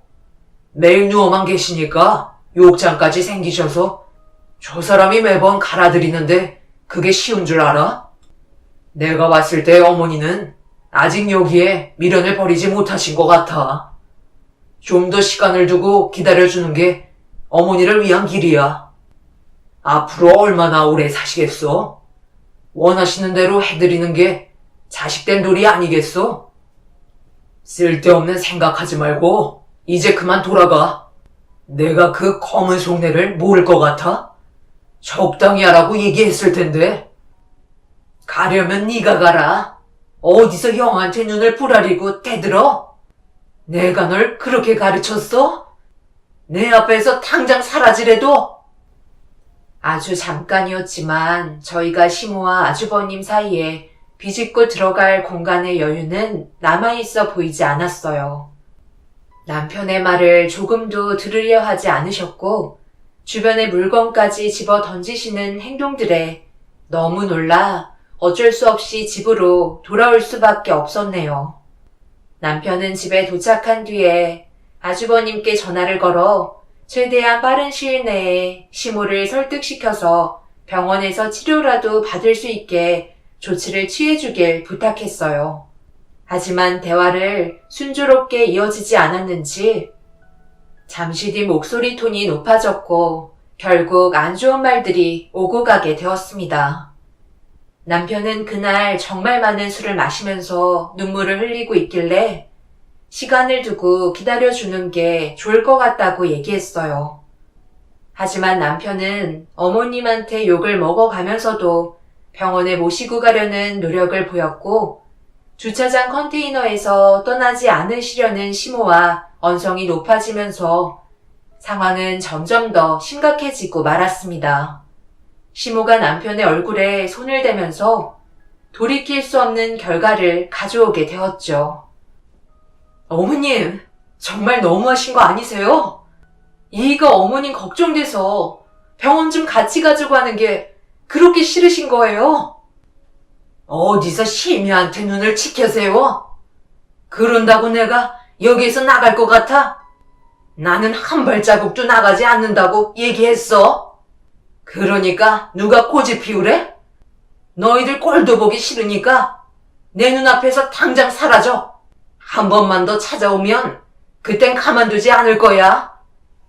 그동안 이 사람이 어머님한테 얼마나 잘해왔었는지 누구보다 잘 아시면서 어떻게 얼굴에 손을 올리실 수가 있으세요? 맞을 짓을 했으면 나이를 먹어도 혼나야 되는 거야. 내가 싫다는데 왜 계속해서 강행하려 하는 거야? 얘 아범아, 애들 좀 내보내라. 일단 지금 상황이 너무 안 좋으니까 나중에 다시 오는 게 좋을 것 같은데 이런 식으로 행동해봤자 더 나빠지기만 한다고. 그럼 엄마를 강제로라도 병원에 모시고 가면 될 거 아니야? 무작정 이렇게 방치만 하고 있을 거야? 계속 이런 식으로 할래? 말을 좀 가려서 하는 게 좋을 것 같은데요. 그래도 엄연히 우리가 손윗 사람이고 지금도 노력하고 있는데 안 되는 걸 어떡해요? 일단 어머니 앞에서 자식들 싸우는 모습 보여드리는 건 좋지 않으니까 나가서 얘기하자. 방법을 생각해보면 되잖아. 아범아, 너는 여기 있어라. 동욱이 너 혼자 나가. 나한테 아들은 아범 하나뿐이다. 두 번 다시 여기엔 얼씬도 하지 마. 남편은 시모의 말과 행동들에 깊은 상처를 받았는지 결국 자리에서 일어났고 아무 말 없이 밖으로 나왔습니다.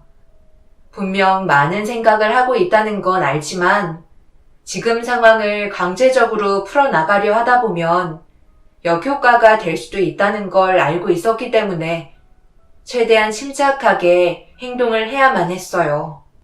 남편과 저는 어떤 방식으로 처리를 해야 될지 신중하게 의논을 하면서 시모의 건강 상태에 많은 걱정을 하고 있었습니다.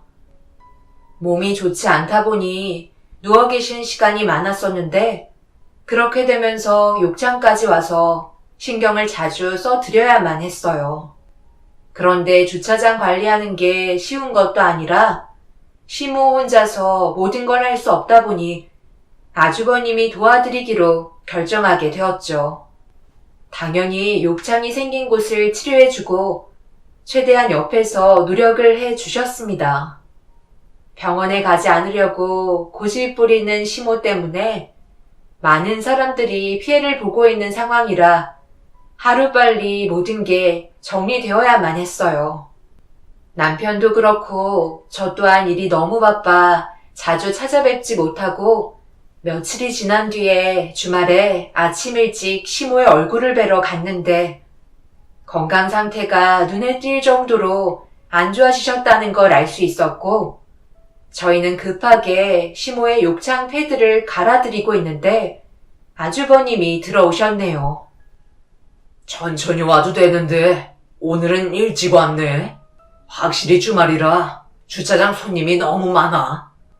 그렇잖아도 어제부터 계속 동욱이 너를 찾고 계시더라고. 그런데 또 얼굴 보면 화내실까봐 연락 안 했지.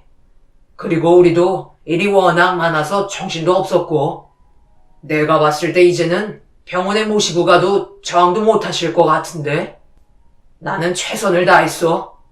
그러니 어머니 앞에서 화낼 생각은 하지 마. 이게 지금 제대로 된 관리를 해드렸다고 생각하는 거야? 그리고 연락 한 통 주는 게 뭐가 어렵다고 나한테 전화를 안 해?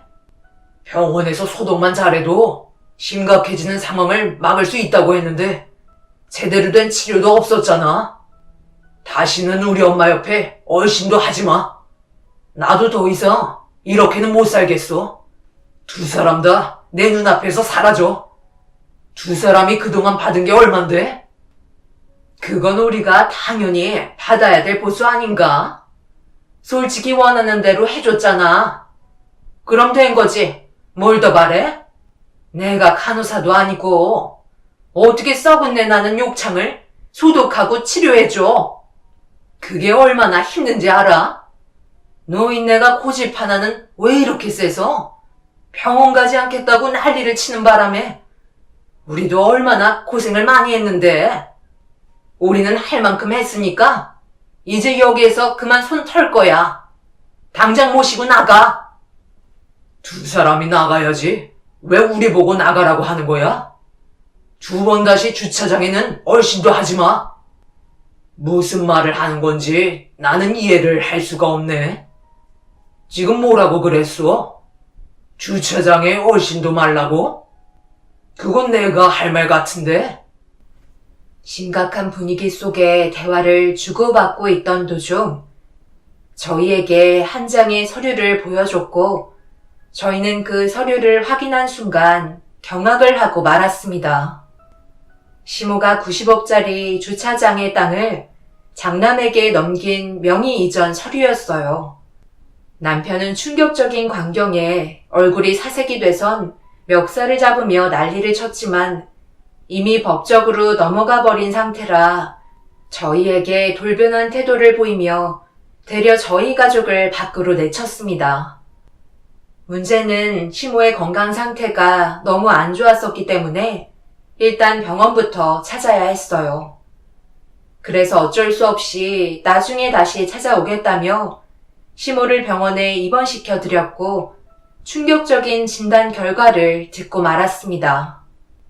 욕창이 너무 방치가 돼서 뼈까지 썩게 된 상태에서 병원에 도착했을 때 이미 혈압이 떨어져 폐혈성 쇼크가 동반되어 생사에까지 지장이 생겼고 급하게 조치가 이루어졌지만 결국 시모는 세상을 떠나시고 말았습니다.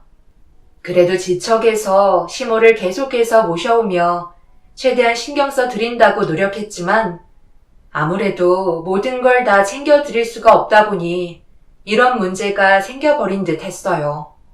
결국 시모가 세상을 떠난 뒤 장례까지 전부 치르고 나서야 남편은 그 사람들을 찾아갔습니다. 이렇게까지 된 이유는 시모의 행동에도 문제가 있었어요. 시모가 살아 계셨을 때의 상황을 잠깐 설명드리도록 하겠습니다. 평소와 마찬가지로 퇴근한 다음 주차장에 도착해 컨테이너를 열었는데 시모가 누군가와 즐겁게 대화를 주고받고 계셨습니다. 그런데 처음 본 남자와 여자가 자리에 앉아 있었어요. 저희는 당황스러웠고 시모는 갑자기 당신 큰 아들이 이제서야 돌아왔다며 처음 본 남자의 손을 잡고 눈물을 흘리고 계셨습니다. 그 광경을 보고 있는데 느낌이 좋지 않았어요. 시모가 가벼운 치매 정도는 있었지만 생활에 지장을 줄 정도는 아니었거든요. 그런데 갑자기 처음 본 남자의 손을 잡고 큰 아들이라는 말을 하고 계시니 시모에게 뭔가 문제가 생긴 것 같아 보였죠. 그래서 어떻게 된 거냐고 물어보니 그 사람들도 당황했는지 갑자기 손을 잡아서 놀랬다며 눈물을 보이셔서 일단 진정시켜 드려야 할 것 같아 컨테이너로 안내하시길래 들어왔다고 저희가 없을 때의 상황을 알려주었네요. 그런데 그 사람들이 회사가 근처라 자주 주차를 해야 되는 일이 생겼고 그럴 때마다 주차장을 관리하시던 시모는 그 사람들을 보기만 하면 당신 큰 아들이 왔다고 좋아하셨습니다. 그래서 남편에게 물어보니 친형과 닮은 모습을 찾아볼 수 없다며 시모의 행동에 대해 이상함을 느끼고 있었어요. 그래서 시모의 건강 상태를 병원에서 검사를 받아보니 치매가 오고 있는 건 맞으나 정신적인 질환도 함께 동반되어 온 것 같다며 특정 인물을 봤을 때 외적인 모습만이 아닌 체형이나 여러 가지 비슷한 부분들이 있어 당신 아들로 착각한 걸 수도 있다는 진단을 받게 되었었네요. 원래 아주버님은 결혼을 하지 않으셨어요. 그리고 예전에 사업을 하시다가 망하셔서 갈 곳이 없다 보니 아주 잠깐 시모와 함께 생활하신 적이 있으셨는데 그때 남편과 자주 만나서 술 한잔하며 시간을 보내던 도중 시모가 관리하는 주차장 앞에서 헤어지려 하는데 음주운전 차량 한 대가 주차장 쪽으로 덮쳤고 아주버님이 남편을 구하면서 대신 세상을 떠나셨습니다. 그 광경을 시모가 보는 앞에서 펼쳐졌기 때문에 아주버님이 세상을 떠난 게 남편 때문에 그렇게 된 거라고 각인이 되어버렸고 그 충격이 정신적인 문제까지 일으켜버린 것 같았어요. 그런데 어느 날 처음 보는 사람들한테 큰아들이라고 얘기하고 계시니 당황스러웠죠. 그리고 그 사람들은 시모의 상태를 악용했고 저희는 그걸 받아들이게 되었죠. 남편은 행복해 하시는 시모의 얼굴을 보는 걸로 만족했었으니까요. 처음에 당신들이 뭐라고 그랬어? 어느 정도의 금액만 맞춰주면 요양원에서 보살펴 드리는 것처럼 옆에서 잘해 드리겠다며. 그런데 나를 속이고 우리 엄마를 결국 세상 떠나게 만들어? 돈을 모자라게 준 것도 아닌데 꼭 이렇게까지 했어야 돼? 내가 뭘 잘못했는지 나는 모르겠네. 우리가 서류를 가지고 계약을 한 것도 아닌데 말은 계속 바뀔 수 있는 거 아닌가? 그리고 나를 아들로 생각하고 있는데 어쩌라는 거야? 우리는 좋았는 줄 알아? 그래도 최선을 다해 상황에 맞게 보살펴 드렸어. 그러니까 나한테 거리낌 없이 90억이나 되는 주차장을 넘겨준 거지. 할 만큼 했으니 그에 따른 보상이라고 생각할게. 당신들이 한 행동들은 전부 범죄행위인 거 잘 알고 있을 텐데요. 당장 원래대로 돌려놓으세요. 그런 법으로 해결해 보던가. 우리가 뭘 잘못했는지 따져보라고. 그분은 이 사람이 아들이라고 확신하고 있었고 그래서 세상 떠나시기 전에 우리한테 준 건데 이게 뭐가 문제가 된다는 거야? 그러는 당신들은 뭘 했는데? 결국 우리 손을 빌린 거 아니야? 도움 받을 때는 감사하게 생각하더니만 자기 애미 세상 떠나니까 싹 돌변하는 것 보니 이제서야 본성이 드러나는구먼. 엄마는 치매가 있으셨고 정신적으로도 문제가 있다는 진단 결과가 있었는데 그걸 당신들이 악용한 거잖아. 이런 일이 생기게 될 거라곤 전혀 상상하지 못했었어요. 남의 가슴 아픈 상황을 악용해 재산을 갈취한 그 사람들을 용서하고 싶지 않았고 저희는 법적으로 대응을 해야만 했습니다. 그리고 변호사와 상담한 결과 시모에게 치매가 있었다는 것만으로도 그 사람들에게 넘어간 시모의 재산은 돌려받을 수 있다고 확답을 듣게 되었습니다.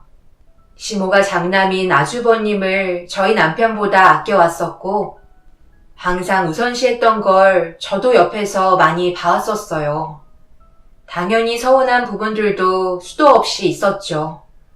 하지만 전부 다 이해하고 넘어갔었습니다. 그런데 이런 상황들이 저희에게 닥치게 되니 너무 힘이 들었어요. 남편이 그동안 받았던 상처에 대해서는 미안하다는 말 한마디도 없이 세상을 떠나신 것도 원망스러운데 타인에게 명의 이전을 시킨 것까지 저희가 처리를 해야 된다는 게 많은 스트레스를 주었네요. 그런데 법적으로 소송을 걸려고 준비하던 도중 예상하지 못한 일이 벌어졌어요. 그 사람들이 상황이 불리해지니 횡포를 부리기 시작했습니다. 완전한 본성이 드러나게 된 거였죠. 지금 이게 뭐 하시는 거예요? 당장 그만두지 못해요? 이런 식으로 나가시면 오히려 더 불리하게 작용된다는 거 몰라요? 우리한테 준 걸 왜 당신들이 도로 가져가려는 건데? 법적으로 해결 보겠다고? 서류상으로도 아무런 문제가 없는 거라고. 당신들도 우리 엄마한테 문제가 있었다는 건 어느 정도 알고 있었잖아. 그리고 금전적으로 충분한 보상을 해줬었고, 나는 엄마가 웃고 계신 모습만 보고 싶었던 것 뿐이야. 나 때문에 형이 사고로 세상 떠나게 되면서 엄마가 받은 충격을 조금이나마 씻어내드리고 싶었어. 그래서 뒤에서 아낌없이 보상해줬잖아. 그러니 제발 그만해. 이런다고 좋아질 거 하나도 없다고. 부탁이야. 엄마가 남긴 재산만큼은 건들지 마. 여기에는 우리 가족의 추억들이 담겨있는 공간이라고. 내가 가지지 못하면 그쪽도 가지면 안 되지.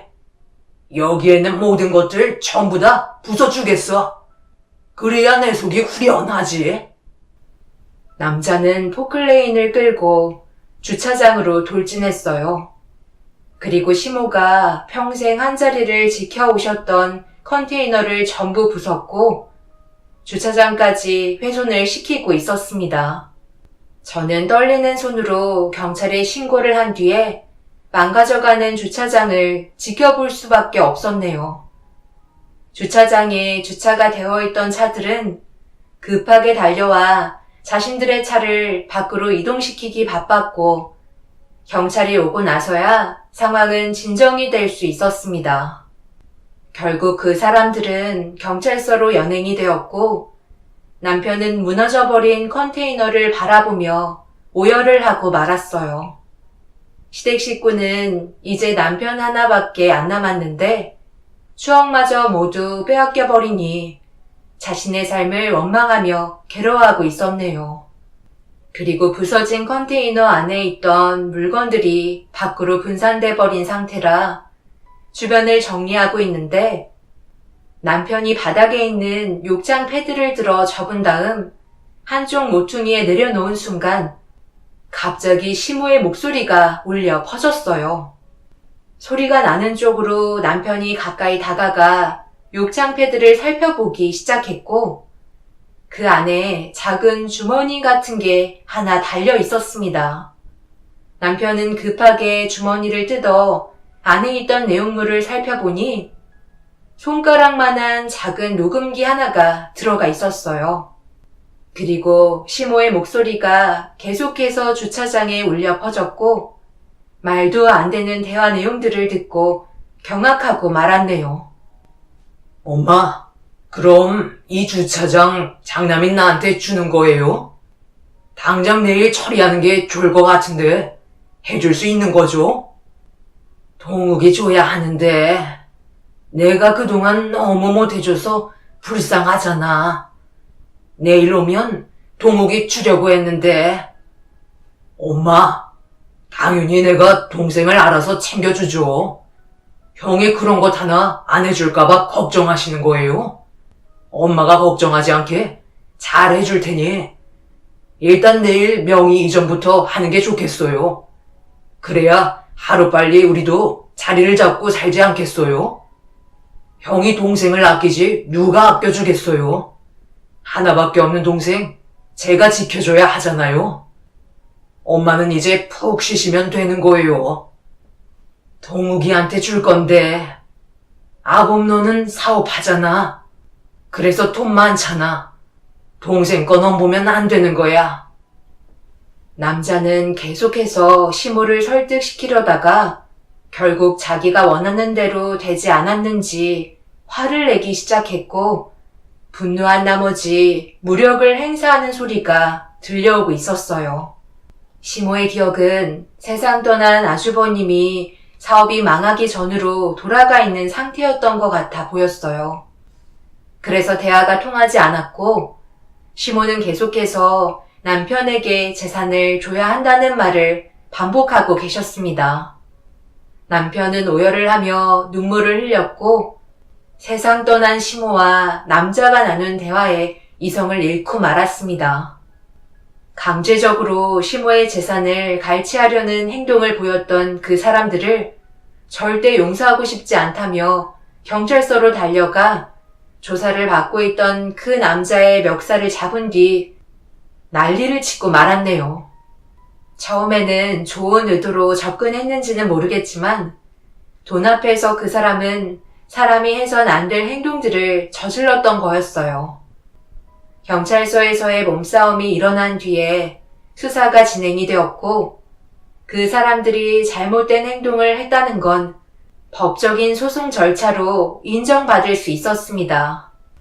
그리고 시모의 재산은 다시 돌려받을 수 있었네요. 그 사람들은 주차장을 파손한 죄와 약자인 시모에게 했던 몹쓸 행동들 때문에 법적인 구속을 면할 수 없었고 겨우 모든 상황이 마무리가 될 수 있었습니다.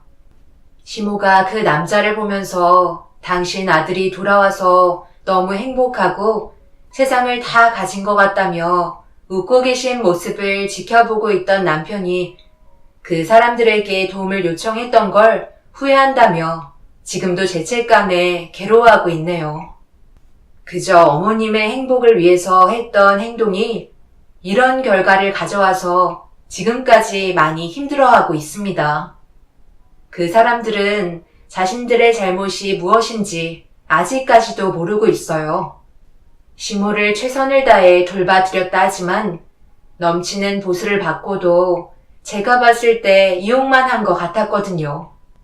사람의 욕심은 정말 한도 끝도 없는 것 같습니다. 저희 남편이 하루빨리 정상적인 생활을 이어나갔으면 좋겠네요. 제 사연 들어주신 분들, 오늘 하루도 행복하시고 가족분들과 좋은 추억 많이 만드시길 바랍니다. 감사합니다.